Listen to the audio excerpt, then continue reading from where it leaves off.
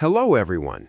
In this video, I'll guide you on how to fix GameLoop Emulator stuck at 98% loading so you can launch your games without getting stuck. First, restart your PC because temporary glitches can often cause the emulator to freeze during loading. Next, run GameLoop as administrator to avoid permission issues.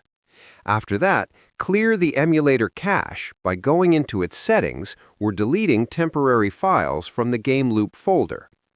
You should also disable your antivirus temporarily because it can block emulator components.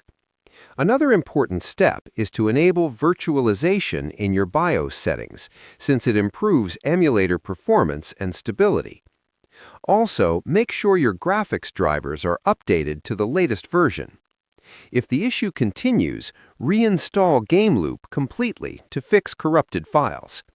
Finally, restart your PC again and open the emulator, and it should load past 98% without any problem.